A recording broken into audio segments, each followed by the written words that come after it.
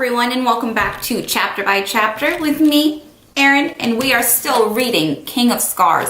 And today we are talking about one of my favorite fictional people, Nina. Can I just say, it's Nina. I had no idea that she was even going to be in this book. Like I said, try not to spoil anything. The only thing I did was go on Tumblr and search Zoya and Nikolai in images, and I still only looked at 2, and then I stopped. Nina was one of my absolute favorite characters from the Six of Crows duology. I loved her, I loved Matthias, and they deserved better. I just finished Crooked Kingdom before I picked up this book. The scars were fresh, the wounds were real, they were deep. I was not ready to read her chapter. I was still grieving the loss. Disclaimer, if you haven't read the other books and you're reading this book, I'm not really too sure how. And obviously there's going to be spoilers about what has happened before. But it's Nina, and even though I'm sad, I am so happy to be reading from her perspective again. And as much as I said they deserve better, which I could have endlessly read chapters about Nina and Matthias. And them cuddling and eating waffles. And him feeding her treats and probably like rubbing her feet and taking bubble baths together. And all of these sweet things. The fact that Leigh Bardugo actually killed Matthias. That's great. It really impacted the book, and it wasn't just this frivolous moment. I mean, Nina even tried to bring him back from the dead, and he wasn't the same person. So she couldn't do it. She had to let him go. So where's my sweet Nina? She's in Fjerda, and she's working undercover at a fish cannery, and she should be putting her feet up and eating waffles, because that is what she deserves. It's really hard, disgusting work, and she feels bad for all the fish she's slicing open on a daily basis. But it also gives her a really good view of the harbor, which happens to be where all the action's at. Elling is the name of the harbor that she's at, and it's known for fish and smuggling. And there's always lots of guards there, and they call them squid, which I think is hilarious. They always have their tentacles on everything. Nina's slicing these fish open.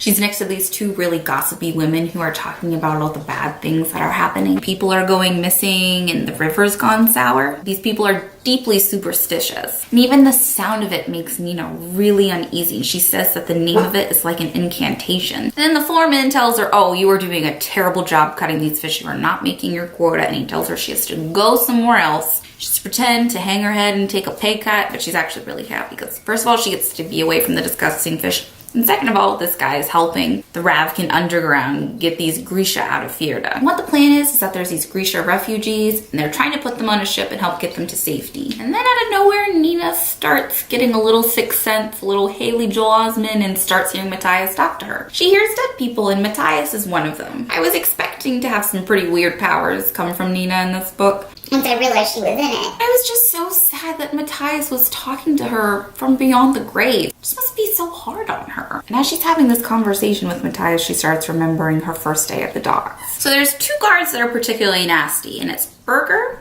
Possibly how you say it. and Casper. That one's a friendly ghost. That's a little bit easier to pronounce. And what happens is Nina sees a mother and daughter dragged off of a whaling boat and covered in fish guts and other nasty things. And they have chains hung around them, and they're basically left out for the gulls to peck at their bodies and tear their flesh. Nina so badly wanted to act on this and help them, but you could just hear Zoya telling Nikolai how big of a risk she was, how she didn't like to follow direction. And in this moment, Nina's brought back to the really awful things that the Fjerdans do, and she's reminded that there are even worse things that can happen than just a simple death. But since the end of the Civil War, we find out that Nikolai's actually been funding this underground that he has in Fjerda that's been trying to get Grisha out for a while. And then a part that kind of upset me came up where the guy who was undercover as her foreman asked her, like, are you really her? Are you the one who bested Jarl Broom, left them on the beach for dead? In this moment, she remembers all of the terrible things that happened. And she thinks, if I didn't go there, would Matthias be alive? If I didn't take the Parem, would Matthias be alive? And then she tells him off for compromising her cover. And in Fjerda, with this underground, there are sympathizers in the country anyways, and they've been putting up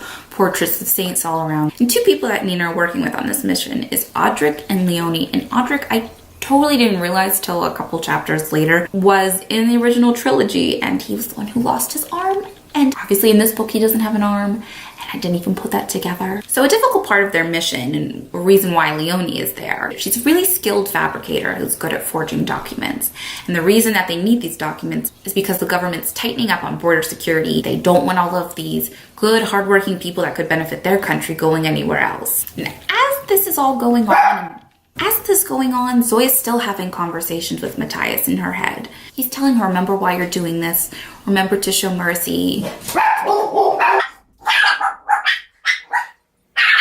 Part of the mission that they're currently working on is there's supposed to be this big group of refugees that are coming in that they need to get on the ship to get to safety. But 3 women don't show up. They come from the place where the water was turning bad and those women were gossiping about earlier. And Nina still gets that really sick feeling in her stomach about it. So to still keep their cover and to not have to completely change all of the documents, Nina has to end up pretending to be the wife and mother of one of the refugees. And then we find out that she's tailored, like she still has her curves and her body's a little bit similar, but she looks like a Fjordan woman. She says how pale she is and just little changes that Genya made to her features. So when they get to the dock, Casper's there and letting everyone onto the boat, checking everyone's papers, and he's one of the bad guys I mentioned earlier. And Casper's known for having to take bribes. So they're trying to bribe him, and then out of nowhere, Bagheera comes up and he's like, everything about this deal's wrong. You need to check the boat, you need to check these papers. And that sets Nina off. And with Nina's new powers, she can sense that this guy's already dying. So she decides to act out. She shoots Casper with her bone shards and everyone realizes that she's Grisha. And she's taunting him saying,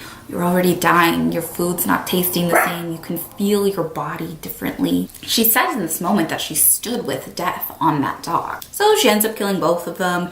Everyone gets on the boat safely and they end up just having to ditch the bodies eventually. Audra gives Nina a bit of a lecture. She thinks about her time back at the Little Palace, which I was surprised that she went back there for as long as she did. Then she talks about how they still have Matthias's body with her and she still hasn't found the right place to bury him or felt right burying him anywhere so far. And she keeps talking to Matthias, and then you find out it's not just him that she can hear, it's a lot of dead people that she can hear. I really thought that this was how Matthias was going to talk to her. He told her, I will still be with you after death. I will still protect you. It is my job to protect you. I was hoping, like Game of Thrones style, that his wolf would come up. Because in the last book, they like really brought up his wolf and the wolf's backstory a bunch, so I was like, she's gonna find the wolf. Or I thought that at least the wolf would come and see, like he would like creep out of the shadows like after she buried him. She's hearing his voice and it's just heartbreaking to me because I love them both so much. How can you grieve properly when you're still hearing the voice of your dead boyfriend? And I am so glad to have Nina back. I'm so excited to get into her other chapters.